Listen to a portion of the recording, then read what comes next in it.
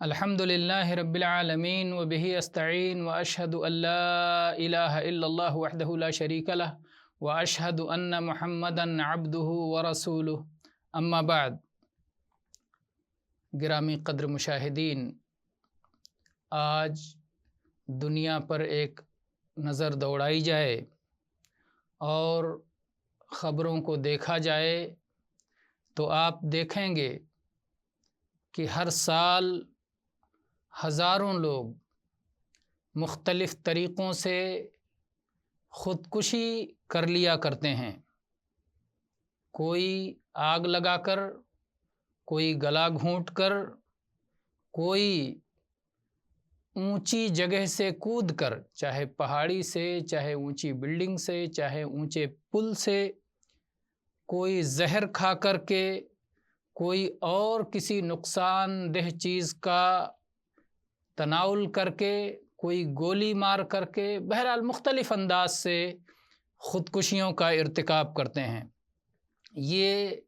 وہ خطرناک ظاہرہ ہے جو دنیا کے مختلف ملکوں میں منتشر ہے، جس پر رک کر، ٹھہر کر ہمیں تھوڑا سا غور و فکر کرنے کی ضرورت ہے۔ اس کے اسباب کیا ہیں اور ان کا کس طرح علاج کیا جا سکتا ہے، اور اسلامی پاکیزہ شریعت اس سلسلے میں ہماری کیا رہنمائی کرتی ہے۔ جب ہم اللہ کی کتاب اور جناب محمد الرسول اللہ صلی اللہ علیہ وآلہ آلہ وسلم کی سنت کا مطالعہ کرتے ہیں تو ہم یہ پاتے ہیں کہ اللہ کے نزدیک خودکشی ایک عظیم گناہ ہے، گناہ کبیرہ ہے۔ اللہ تعالیٰ نے قرآن پاک میں اہل ایمان کے اوصاف کو بیان کرتے ہوئے فرمایا والذین لا يدعون مع اللہ الہا آخر ولا يقتلون النفس التي حرم اللہ الا بالحق ولا يزنون ومن يفعل ذلك يلقى أثاما یضاعف له العذاب یوم القیامہ ویخلد فیہ مہانا۔ سورہ فرقان کی یہ آیات ہیں۔ اللہ تعالیٰ نے فرمایا اہل ایمان اللہ کے ساتھ کسی اور کی عبادت نہیں کرتے، شرک کا ارتکاب نہیں کرتے، کسی اور کو اپنی مصیبتوں میں نہیں پکارتے، مدد کے لیے نہیں پکارتے۔ یہ پہلی چیز ہے کہ وہ شرک نہیں کرتے۔ دوسری چیز یہ ہے کہ وہ ایسی جان کے قتل کا ارتکاب نہیں کرتے جسے اللہ نے محترم قرار دیا ہے، ناحق طور پر وہ قتل ناحق نہیں کرتے۔ تو چاہے خود اپنی جان کو ناحق قتل کرنا ہو یا کسی اور جان کو ناحق قتل کرنا ہو، وہ کسی کو ناحق قتل نہیں کرتے۔ تیسری چیز ہے وہ زنا اور بدکاری نہیں کرتے۔ جو شخص ایسا کرے گا وہ گناہ پائے گا اور قیامت کے دن اس کا عذاب بڑھا دیا جائے گا اور وہ جہنم میں ذلیل ہو کر ہمیشہ پڑا رہے گا۔ اور ایسے ہی سورہ نساء میں اللہ تعالیٰ نے ارشاد فرمایا وَلَا تَقْتُلُوا أَنفُسَكُمْ إِنَّ اللَّهَ كَانَ بِكُمْ رَحِيمًا۔ اپنے آپ کو قتل نہ کرو، خود کو قتل نہ کرو، خودکشی مت کرو، اللہ تعالیٰ تم پر مہربان ہے، اللہ تعالیٰ تم پر رحم و کرم کرنے والا ہے۔ اور صحیحین میں ابو ہریرہ رضی اللہ عنہ کی حدیث ہے کہ نبی کریم صلی اللہ علیہ وآلہ آلہ وسلم نے ارشاد فرمایا من تردى من جبل قتل نفسه فهو في نار جہنم يتردى فيه خالدا مخلدا فيها أبدا ومن تحسى سما فقتل نفسه فسمه في يده يتحساه في نار جہنم خالدا مخلدا فيها أبدا ومن قتل نفسه بحديدة فحديدته في يده يجأ بها في بطنه في نار جہنم خالدا مخلدا فيها أبدا۔ کہ جو شخص پہاڑ سے گر کر خود کو قتل کر لے تو ایسا شخص جہنم میں اونچی جگہ سے پہاڑ سے گر کر کے اپنے آپ کو ہمیشہ قتل کرتا رہے گا، اس کی یہی سزا ہوگی کہ جس طرح سے خودکشی کی تھی اسی طرح سے بار بار خودکشی کرتا رہے۔ جس شخص نے زہر کو پی کر خودکشی کی تو ایسے شخص کے ہاتھ میں زہر دے دیا جائے گا اور جہنم کی آگ میں اس زہر کو پی کر کے بار بار خودکشی کرتا رہے گا اور ہمیشہ جہنم میں اس کی یہی سزا ہوگی۔ اور جس شخص نے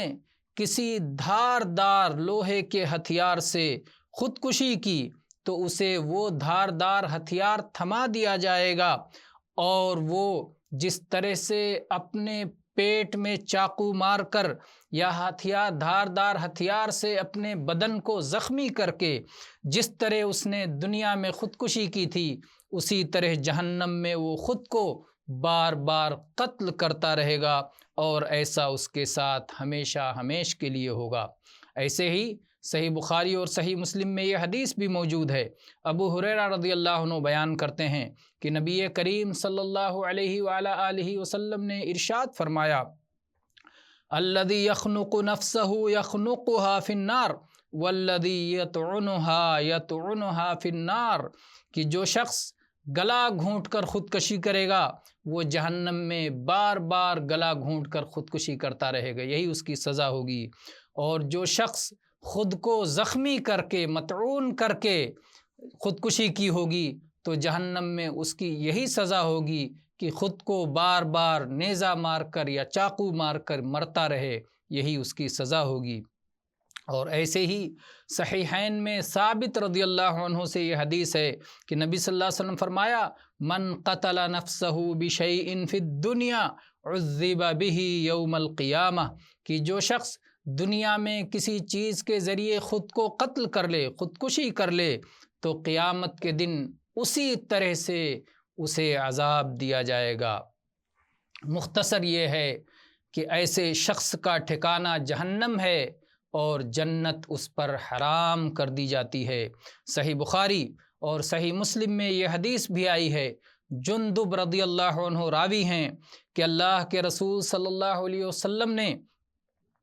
فرمایا، کان برجل جراح فقتل نفسہ،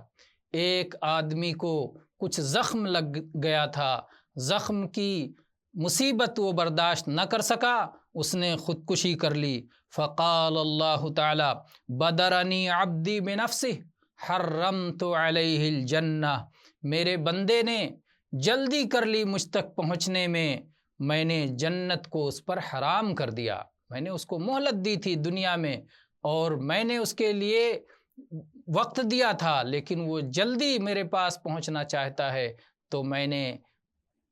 اس پر جنت کو حرام کر دیا۔ اگر ہم عالمی سروے کو دیکھتے ہیں اور لوگوں کو حالات کا مطالعہ کرتے ہیں تو ہمیں یہ معلوم ہوتا ہے کہ خودکشی کے کچھ اسباب ہیں۔ پہلا سبب یہ ہے کہ نفسیاتی طور پر لوگ غم، ٹینشن، فکر میں مبتلا ہو جاتے ہیں اور ایسی ان کی حالت بن جاتی ہے کہ وہ خودکشی کا اقدام کر لیتے ہیں اور زندگی ان کے یہاں بے قیمت اور بے معنی ہو جاتی ہے اور کسی بھی طرح وہ اس زندگی سے چھٹکارا چاہتے ہیں۔ ایسا عام طور پر اکثر و بیشتر کفار کے یہاں ہوتا ہے، لیکن بعض کمزور ایمان والے مسلمانوں کے بھی یہاں یہ صورتحال ہوتی ہے۔ سچ فرمایا اللہ رب العالمین نے، وَمَنْ أَعْرَضَ عَنْ ذِكْرِي فَإِنَّ لَهُ مَعِيشَةً ضَنْكَ وَنَحْشُرُهُ يَوْمَ الْقِيَامَةِ أَعْمَى قَالَ رَبِّ لِمَ حَشَرْتَنِي أَعْمَى وَقَدْ كُنْتُ بَصِيرًا قَالَ كَذَلِكَ أَتَتْكَ آيَاتُنَا فَنَسِيتَهَا وَكَذَلِكَ الْيَوْمَ تُنْسَى، جو شخص میری یاد سے منہ موڑے گا تو اس کی زندگی ہم تنگ کر دیں گے اور قیامت کے دن اسے اندھا کر کے اٹھائیں گے۔ وہ پوچھے گا، اے میرے مالک، تو نے مجھے اندھا بنا کر کیوں اٹھایا جبکہ میں دنیا میں بینا تھا؟ اللہ تعالیٰ کہے گا، تیرے پاس میری آیتیں آئی تھیں تو نے اسی طرح انہیں بھلا دیا تھا تو تجھے آج بھلا دیا جائے گا۔ تو یہ رہا پہلا سبب۔ دوسرا سبب ہے قرضوں کا جمع ہو جانا، بہت زیادہ قرض میں مبتلا ہو جانا، بہت سارے حقوق کا سر پر آ جانا، اور حق والے قرض خواہ اس اپنا مطالبہ دہراتے رہیں اور اس کے انجام سے آدمی ڈر جائے کہ میرے اندر قرض کی ادائیگی کی طاقت نہیں ہے تو میں کیا کر سکوں گا، اور ساتھ میں اس کے پاس کوئی ملازمت نہ ہو، کوئی نوکری نہ ہو، کوئی روزگار نہ ہو، اور بڑی تلاش کے بعد، تلاش بسیار کے باوجود، کئی سال انتظار کرنے کے باوجود اسے روزگار نہ مل رہا ہو، وہ یوں ہی بلا کام کے، بلا روزگار کے، بلا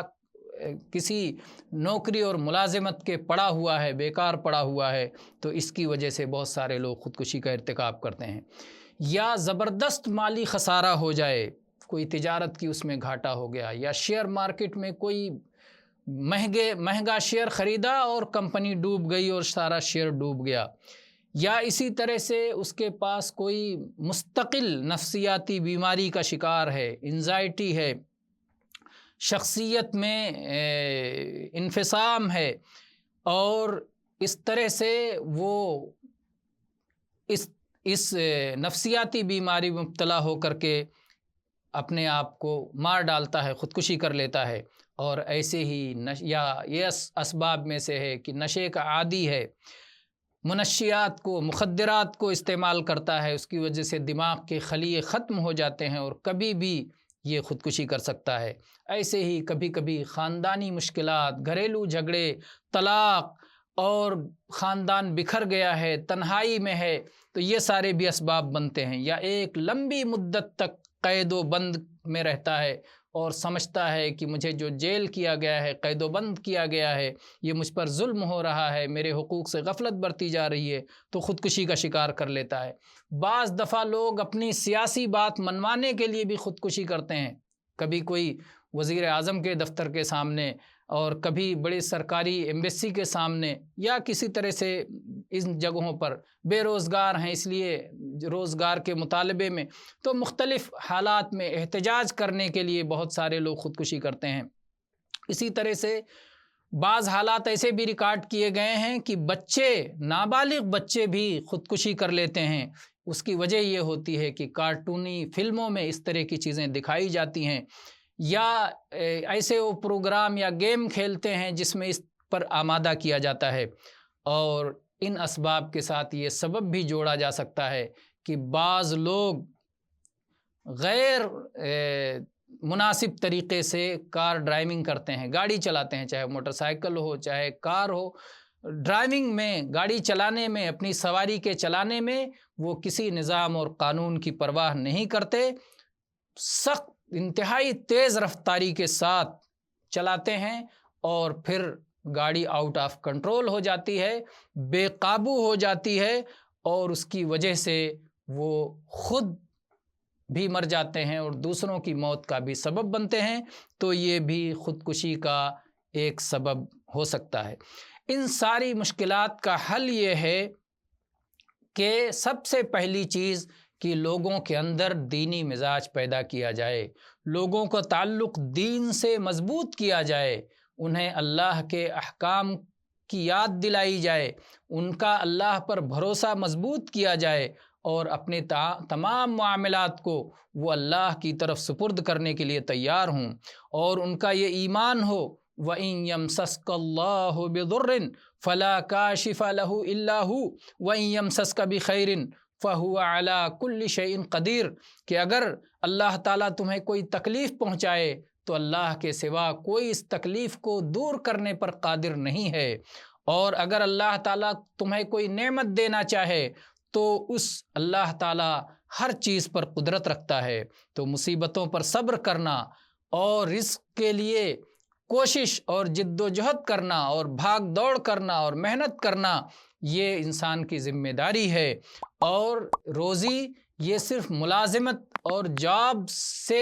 متعلق نہیں ہے کہ اگر آپ کے پاس جاب ہے تبھی آپ کو رزق مل سکتا ہے،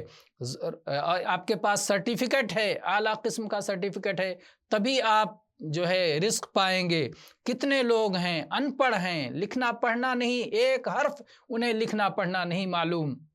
لیکن ان کے پاس مال کا انبار ہے، بہت مالدار ہیں، بہت صاحب ثروت ہیں۔ تو اس لیے ڈگری کے پیچھے، ملازمت کے پیچھے اس طرح دیوانہ نہ ہو جائیں کہ خودکشی کی نوبت آ جائے۔ اللہ تعالیٰ نے فرمایا وَفِي السَّمَاءِ رِزْقُكُمْ وَمَا تُوعَدُونَ، آسمان میں تمہاری روزی ہے اور وہ سب کچھ جس کا تم سے وعدہ کیا جا رہا ہے۔ اور ایسے ہی اللہ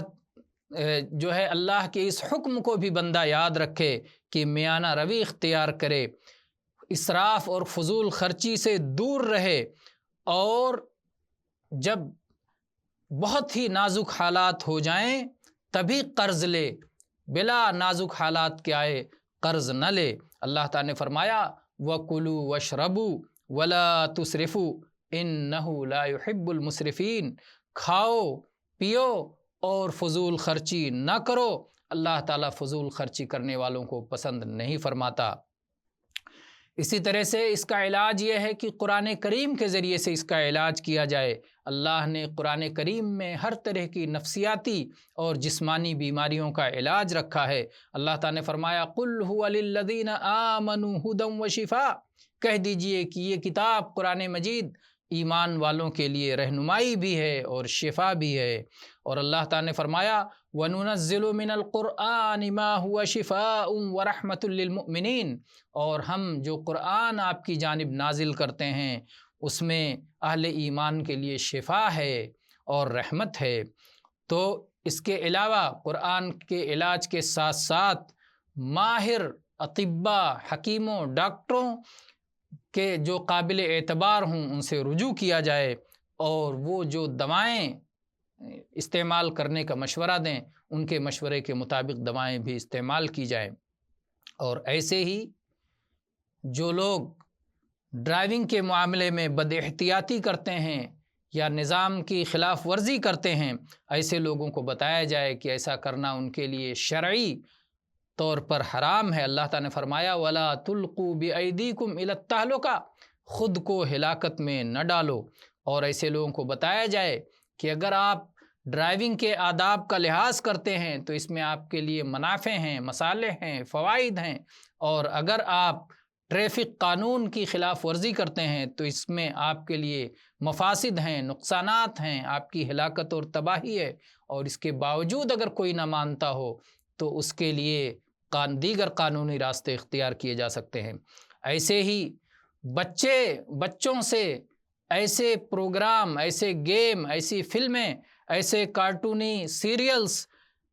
ان سے دور رکھے جائیں جن کی بنا پر ان کے ذہن خراب ہوتے ہوں اور وہ خودکشی کی جانب مائل ہوتے ہوں۔ تو ان کو اس کے بدلے میں ایسے مفید چیزوں میں مشغول کیا جائے جس میں ان کی دنیا بھی بنتی ہے، دنیا کا بھی فائدہ ہے اور آخرت کا بھی فائدہ ہے۔ اللہ تعالیٰ سے دعا ہے کہ اللہ تعالیٰ اپنے بندوں کو صحیح سمجھ عطا فرمائے اور خودکشی جیسے جرم سے ہم سب کو محفوظ رکھے۔ وآخر دعوانا ان الحمد للہ رب العالمین وصلی اللہ علی نبینا وسلم۔